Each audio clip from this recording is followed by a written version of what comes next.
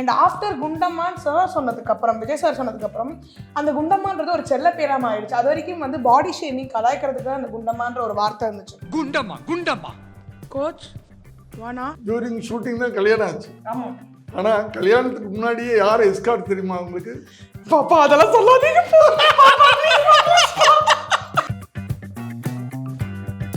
During அவர் shooting ஷை sir sir கல்யாணம் ஆகி குட்டியும் போட்டுட்டேன் சார். படம் ரிலீஸ் ஆகும்போது குழந்தைய கையில வந்தாச்சு. ஆமா, ரிலீஸ்க்கு முன்னாடியே ரிலீஸ்.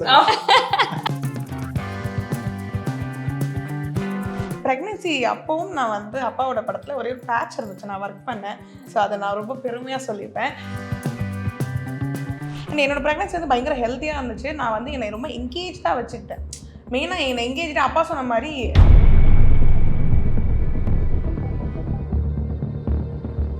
ப்ரெக்னென்சியை பற்றி ஒபீஸாக இருக்கிற நிறைய விஷயங்கள் சொல்கிறீங்கல்ல, எவ்ரி பாடி டிஃபர்ஸ். இப்போ என் பாடிக்கு வந்து நான் ப்ரெக்னென்சி ஆனதுக்கப்புறம்ப்பா நிறைய ரிசர்ச்சு சர்வே எடுத்தேன். அது வந்து மெயினாக வந்து உள்ளே இருக்க ஹெல்த்னால நிறைய பேர் கன்சீவ் ஆகலைன்னு சொல்ல முடியல. இந்த சொசைட்டி கொடுக்குற ஒரு பியர் ப்ரெஷர் இருக்குல்ல, இந்த வந்து ஏன் இன்னும் கன்சீவ் ஆகலை, அதே வந்து நிறைய பேர் வந்து ஒரு குழிக்குள்ளே தள்ளப்படுது.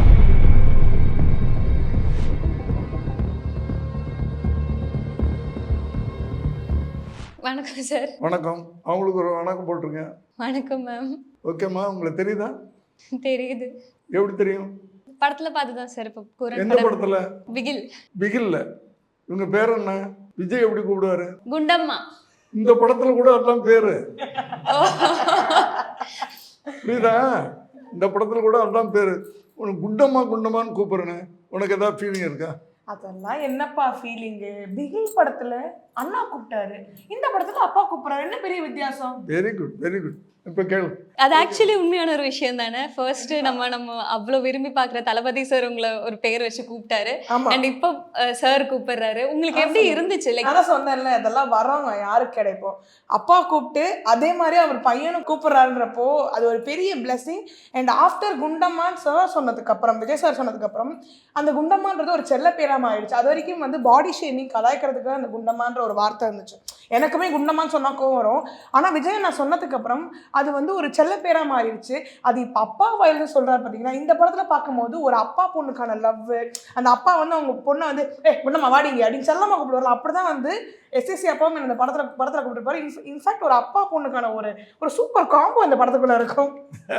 ஃபர்ஸ்ட் ஒரு அண்ணா தங்கச்சி காம்போ, இங்க ஒரு அப்பா பொண்ணு காம்போ. ஆமாங்க, வேற இல்லை. என்னம்மா, பிகினிங் ஸ்டேஜ்லயே நடிக்க வரும்போது புள்ள படத்துலையும் நடிச்சிருச்சு, அப்பா படத்துலையும் எல்லாரும் கிடைக்குமா?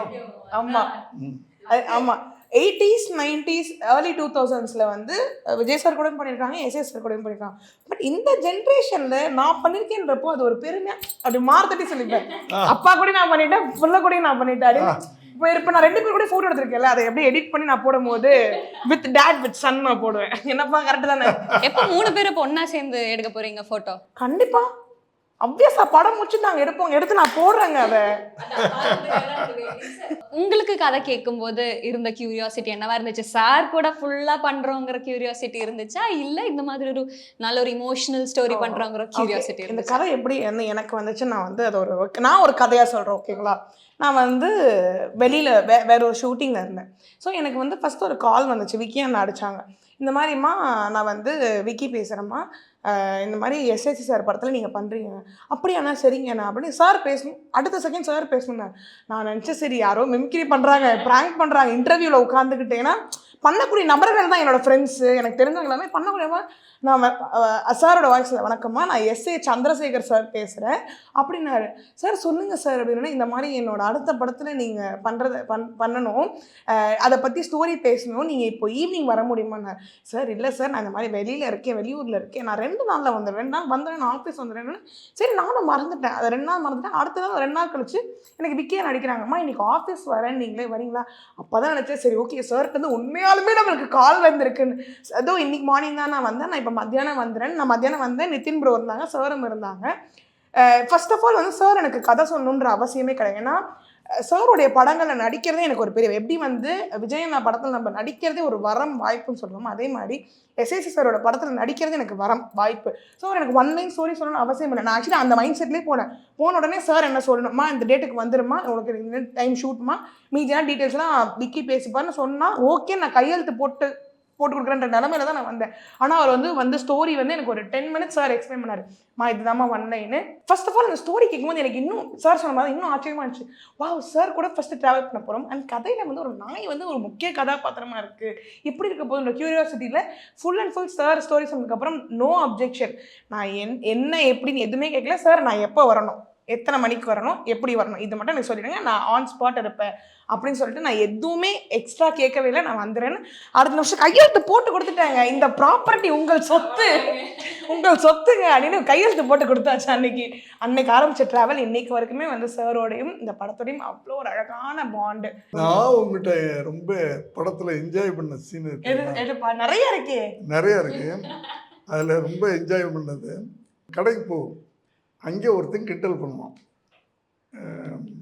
ஆமாம், ஃபிகரை வந்து அது என்ன சொல்லுவாங்க, பாடி ஷேமிங் அப்படி கிண்டல் பண்ணுவோம். கிண்டல் பண்ணால் எனக்கு ரொம்ப போல்டுங்க. போய் மூக்கிலேயே ஒரு குத்தி மூக்கில் ரத்தம் வந்துடும்.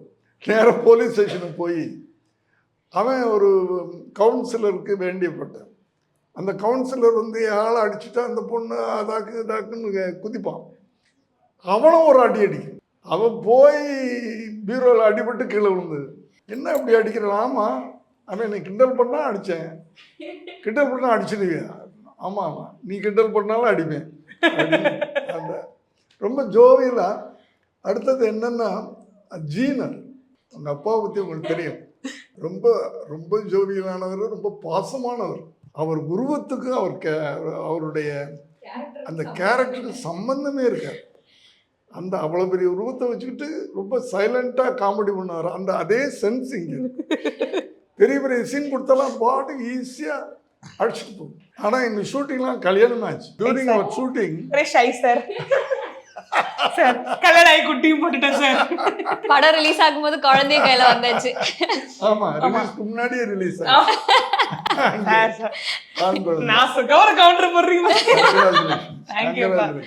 என்கேஜ்மெண்ட் முடிச்சுட்டு வந்தேன். கரெக்டா படம் அப்போ கல்யாணம் ஆச்சு. கல்யாணம் முடிச்சுட்டு கன்சீவ் ஆனப்ப ரிலீஸ் அப்போ என் குட்டி கையில இருக்காது.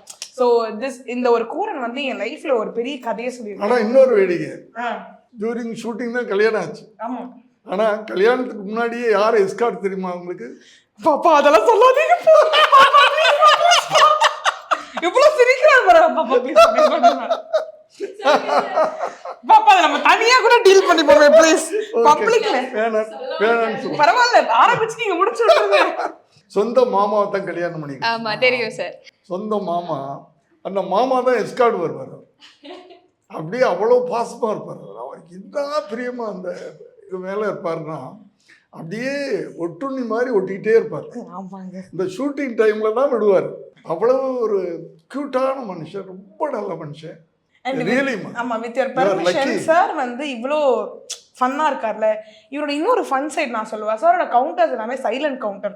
நான் சுக்கம் ஒன்று போட்டுருவாரு. அதை போட்டுட்டு நம்ம 2 நிமிஷம் யோசிக்கணும்.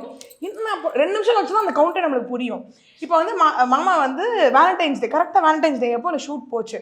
அப்போ வந்து என்ன நடுவில் ஒரு ஒர்க் இருந்துச்சுன்னு ஒரு நாள் கேப் விட்டு போயிட்டு திருப்பி வந்தார். வந்த உடனே சார் என்ன தெரியுமா சொன்னார், ஒரு காதல் புறா இன்னொரு காதல் புறாவை தேடி பரிசு எடுத்து ஓடி வருகிறது அப்படின்னு சொல்லிட்டு போயிட்டாரு. சார் என்ன சார் பொசுக்கு இப்படி கலாய்ச்சிங்கன்ற மாதிரி அவ்வளோ வந்து ஃபன் சைடாக இருந்துச்சு. பட் ஆனால் சொன்ன மாதிரி ஃபுல் ஷூட் வந்து அவர் கூட ட்ராவல் பண்ணிட்டே தான் இருந்தார். ஒரு காதல் புறா இன்னொரு காதல் புறாவை தேடி ஓடி வந்தது. ஓடி வந்தது, நான் கூட தப்பா சொல்லிட்டேன், ஓடி வந்தது. ஏன்னா அவரும் ஒரு டைரக்டர்ன்றதுனால சார் அவர் ரொம்ப இன்ஸ்பயர் பண்ணுவார். இவர் இருக்கிற ஷார்ட்ஸு, சாரோட வந்து எல்லா நுணுக்கங்களுமே அவர் ரொம்ப கற்றுக்க ஆசைப்பட்டார். அண்ட் இன்ஃபேக்ட் அவரை நடிக்கவும் வச்சிருக்காரு இவர். ஆமா, ஒரு ஷார்ட் வந்திருக்காரு அவரு. ஆமா, நீங்க பார்க்கும் போது தெரியும். பாப்பா வந்திருக்கு நமக்கு. நம்ம பார்த்தோம். ஈச் அண்ட் எவ்ரி விளாக் நான் பார்த்துருக்கேன், எல்லா விளாகுமே நான் பார்த்துருக்கேன். ஸோ அந்த ப்ரெக்னென்சி ஜேர்னி எப்படி இருந்துச்சு? வெளியே ஒரு இதற்கு ஓவர் வெயிட்டாக இருக்கும்போது ப்ரெக்னென்சியில் நிறைய பிரச்சனைகள் ஃபேஸ் பண்ணுறதுக்கு சான்சஸ் இருக்குது. அது எப்படி ஓவர் கம் பண்ணுறது ஆர் அதை எப்படி சரி பண்ணி கொண்டு போகிறது? ஒரு ப்ராப்பர் ப்ரெக்னென்சி ஜேர்னிலாம் நிறைய பேருக்கு தெரியாமவே இருக்குது. அதனாலே நிறைய பிரச்சனைகள் வருது இல்லையா? அந்த ஒரு பெர்ஸ்பெக்டிவ்லேருந்து பார்க்கும்போது நீங்கள் உங்களோட ப்ரெக்னென்சி ஜேர்னி எவ்வளோ சேஃபாக கொண்டு போனீங்க, எவ்வளோ ஹெல்த்தியாக கொண்டு போனீங்க, என்னென்ன மாதிரி பண்ணீங்க? ஃபஸ்ட்டு வந்து ப்ரெக்னென்சி ஜேர்னி பற்றி நான் சொல்லிடுறேன். ரொம்ப அழகாக இருந்துச்சு. அண்ட் வந்து ப்ரெக்னென்சி அப்போவும் நான் வந்து அப்பாவோட படத்தில் ஒரே ஒரு பேட்ச் இருந்துச்சு, நான் ஒர்க் பண்ணேன். ஸோ அதை நான் ரொம்ப பெருமையாக சொல்லிப்பேன். ஸோ ப்ரெக்னென்சி டைம்லேயும் வந்து நான் ஒரே ஒரு சின்ன பேட்ச் ஒர்க் பண்ணுற இருந்துச்சு. ஸோ பண்ணேன். அண்ட் என்னோடய ப்ரெக்னென்சி வந்து பயங்கர ஹெல்த்தியாக இருந்துச்சு. நான் வந்து என்னை ரொம்ப என்கேஜாக வச்சுக்கிட்டேன். மெயினாக என்னை எங்கேஜாக அப்பா சொன்ன மாதிரி ஹாப்பியாக நான் வச்சுக்கிட்டேன். எவ்வளோ நம்ம ஹாப்பியாக இருக்குமோ நம்ம கிட்டும் அவ்வளோ ஹாப்பியாக இருக்கும். ஸோ வந்து இதுதான் என்னோடய ப்ரெக்னென்சி ஜேர்னி. இதுக்காக வந்து நான் வந்து பெரிய மெடிடேஷன் கிளாஸ்லாம் போனேன். நான் வந்து இப்படி டயட் இருந்தேன், அப்படி டயட் இருந்தேன். அதில் எல்லாமே diet as of doctor advice தான் இருந்துச்சு. பட் நான் ரொம்ப ஹாப்பியாக இருந்தேன். அண்ட் ரெண்டாவது விஷயம் வந்து இந்த ப்ரெக்னென்சியை பற்றி ஒபீஸாக இருக்கிற நிறைய விஷயங்கள் சொல்கிறீங்கல்ல, எவ்ரி பாடி டிஃபர்ஸ். இப்போ என் பாடிக்கு வந்து என்ன மெட்டபாலிசம் தேவைப்படுது, என்ன என்னோட சைக்கிள்ன்றது எனக்கு தனி. இப்போ வந்து என்ன மாதிரி இன்னொருத்தவங்க ஒபீஸாக இருக்காங்கன்னா அவங்க வந்து ஏன் ரீசனாலே ஒபீஸாக இருக்காங்கன்னு சொல்ல முடியாது. அவங்களுக்கு வேறு சைக்கிள் இருக்கும். So every body differs. So தயவு செஞ்சு சொசைட்டியில் இருக்கவங்க யாருமே வந்து நீ ஏன் வந்து குண்டா இருக்கேன்னு கேட்காதீங்க. அதே மாதிரி ஏன் இன்னும் நீ குழந்தை பற்றிக்கல, இல்லை கல்யாணம் ஆன உடனே ஏன் குழந்தை இன்னும் நிற்கல அப்படின்னு கேட்காதீங்க. இல்லை கல்யாணம் இத்தனை வருஷம் ஆகி ஏன் குழந்தை நிற்கிறது கேட்காதீங்க. ஏன்னா எவ்ரி பாடி டிஃபர்ஸ். அந்த பியர் ப்ரெஷர்னாலே நிறைய பேர் கன்சீவ் ஆக முடியலன்ற சர்வே இப்போ இருக்குது. ஏன்னா நான் ப்ரெக்னென்சி ஆனதுக்கப்புறம்ப்பா நிறைய ரிசர்ச் சர்வே எடுத்தேன். அது வந்து மெயினாக வந்து உள்ளே இருக்க ஹெல்த்னால நிறைய பேர் கன்சீவ் ஆகலைன்னு சொல்ல முடியல. இந்த சொசைட்டி கொடுக்குற ஒரு பியர் ப்ரெஷர் இருக்குல்ல, இந்த வந்து ஏன் இன்னும் கன்சீவ் ஆகலை, அதே வந்து நிறைய பேர் வந்து ரொம்ப என்ன சொல்கிறது ஒரு என்ன சொல்கிறது ஒரு குழிக்குள்ளே தள்ளப்படுது. ஸோ அதனால் தயவு செஞ்சு இந்த பியர் ப்ரெஷர்ன்றதை விட்டுடுங்க. ஸோ இது நீங்கள் இந்த பியர் ப்ரெஷர் பண்ணாமல் இருந்தீங்கன்னா எல்லாருமே இன்னும் ரொம்ப சந்தோஷமாக இருப்பாங்க. அண்ட் வந்து இதுதான் நான் மெயினாக சொல்லணும்னு இருக்கேன். நீ ஒபீஸாக இருக்கனால கன்சீவ் ஆகலை, இல்லை ஒரு பிசிஓடி இருக்கனால கன்சீவ் ஆகலை அப்படின்னு தயவுன்னு சொல்லாதீங்க. அவங்கவுங்க வாழ்க்கையை அவங்கவுங்க பார்த்துப்பாங்க. சூப்பர். தேங்க்யூ அப்பா. வாங்க போய் படத்தை பார்ப்போம். Come on. Don't forget to subscribe Miss Wow Tamila. Subscribe பண்ணுங்க, எல்லா வீடியோஸும் லைக் பண்ணுங்க, உங்களுடைய கமெண்ட் செக்ஷன்ல ஷேர் பண்ணுங்க. Thank you so much.